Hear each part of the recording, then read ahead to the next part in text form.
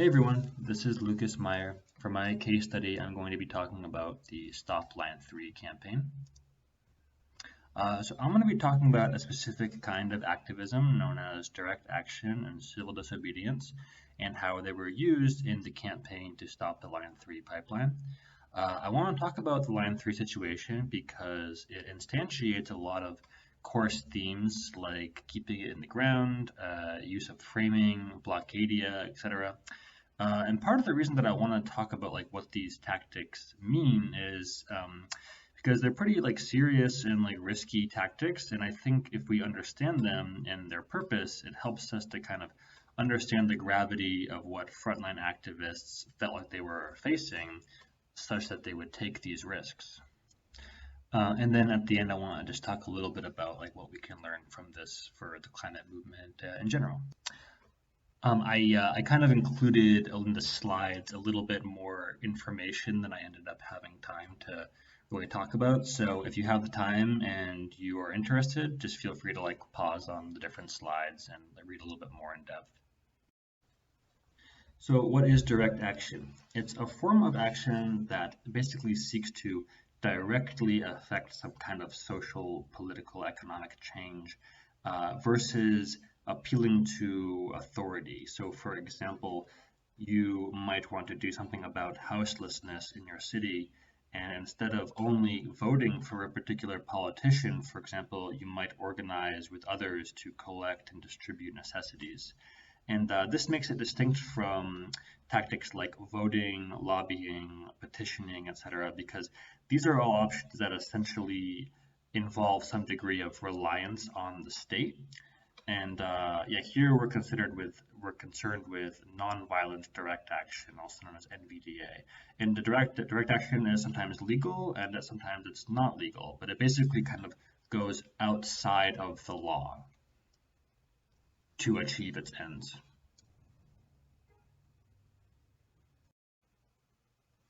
Civil disobedience is a tactic used to make a statement about the unjust nature of a law and thereby seeks to change it.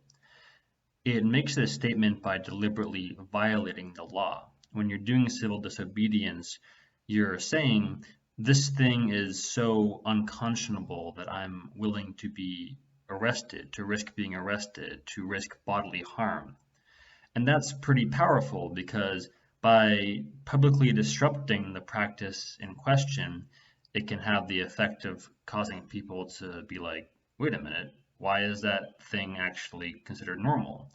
And in causing that break in what is taken for granted, a space is created in which you can frame a law as being illegitimate or unjust.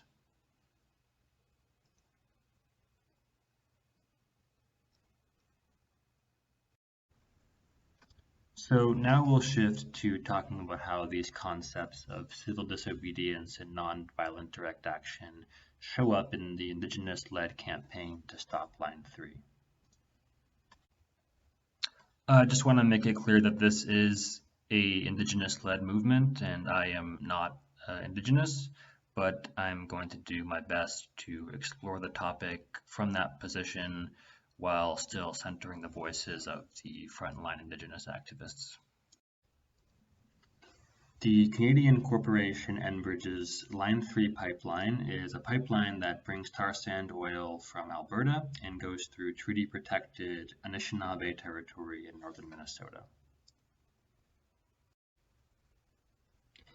Anishinaabe activists oppose Line 3 on multiple grounds. Activists claim that it violates treaties made in the 1800s that guaranteed rights to fish, gather food, use water, etc., a treaty upheld in a 1999 Supreme Court decision. It is claimed that the pipeline threatens these treaty-protected resources, most importantly the water and the wild rice known as manome, which is an important aspect of Anishinaabe culture in this area. So it is a matter of cultural identity as well as food security. Finally, the climate crisis. This will contribute an additional 760,000 barrels of oil per day from the tar sands, no less. In the words of Tara Houska, one of the leading activists, It's not only a violation of our treaty rights in the expansion of the fossil fuel industry and climate change and all of that, it is a threat to our ability to survive and pass on our practices of wild rice to the next generation and to generations to come. So on the subject of energy justice and energy infrastructure and good effect, it's kind of, it's similar to like the wind farm that we discussed on the island in Scotland that was rejected on the basis of protecting cultural identity. So we might want to ask, why does that same, idea not apply here in the context of fossil fuel and infrastructure and Anishinaabe cultural identity? Here's some background about the Stop Line 3 campaign.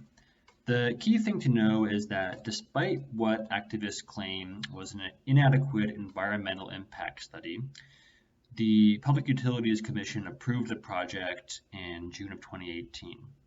Immediately afterwards, Indigenous groups filed a lawsuit, but despite that, the Enbridge Corporation began construction of the pipeline anyways, allegedly without all of their permitting in place.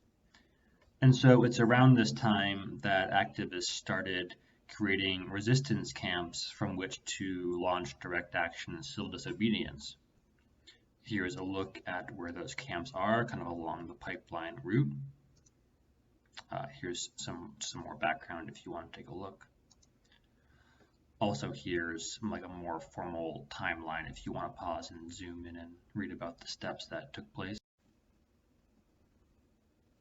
So why employ civil disobedience and direct action tactics in this situation?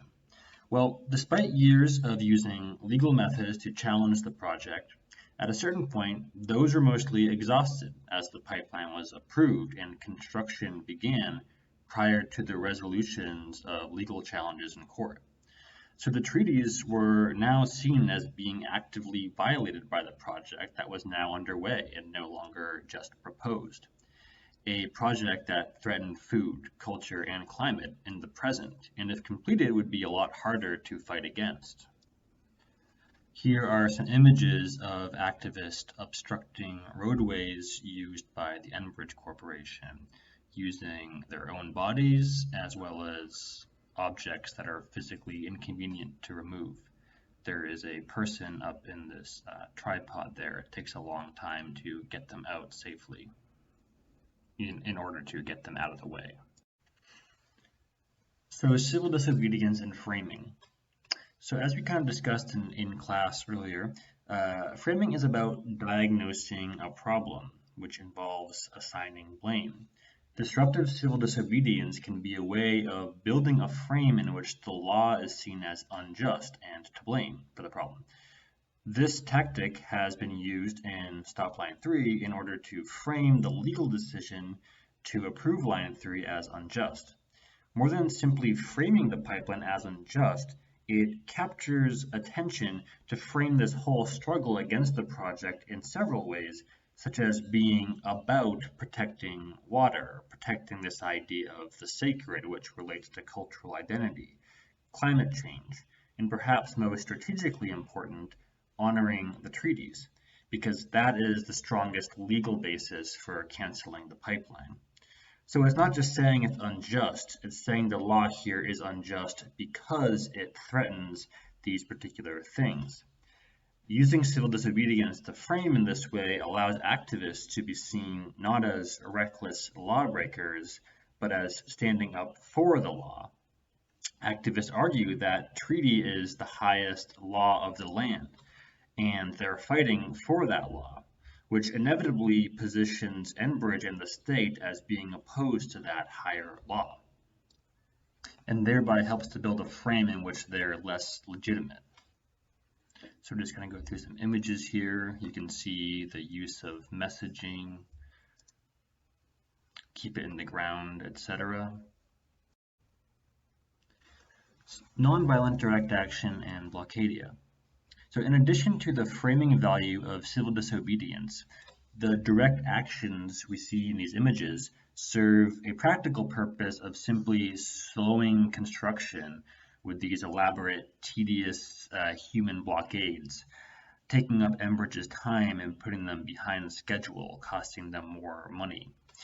Remember that the point of direct action is to just do the thing without support or consent from the state. So while, yes, it'd be ideal here for the state to just cancel the permits, the direct action is saying, well, we're not going to wait for that. We're just going to stop it ourselves. This relates to the concept of blockadia from Naomi Klein that we discussed. People on the front lines kind of stepping up against dangerous extractive projects. Klein explains that it is driven by a desire for a deeper form of democracy, one that provides communities with real control over those resources that are most critical to collective survival. And in the process, these place-based stands are stopping real climate crimes in progress. The nonviolent direct action we see exemplifies this concept of blockadia as people on the front lines asserting their right to democratic say over their resources and using their bodies to stop the project until they get it. So here are just some more images you can pause on and check out and try and see what that's all about. You can see it takes a lot of effort to get people out of these setups.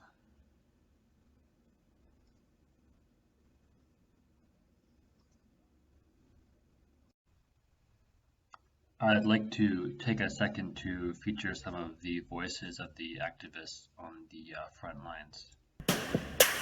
It's an honor to be here. It's an honor to wake up this morning, pray for the land, pray for the water. You know, I want to give a big shout out to other land defenders, the people in Yellowfinch, you know, the Apache people in Oak Flat, the Mapuche Nation of Southern Chile protecting their homelands, all indigenous nations and tribes in the jungle, protecting their water, protecting their traditions and culture and way of life, you know, fighting against the same corporations. What's happening here in the north is happening also in the south, and our struggles are interconnected.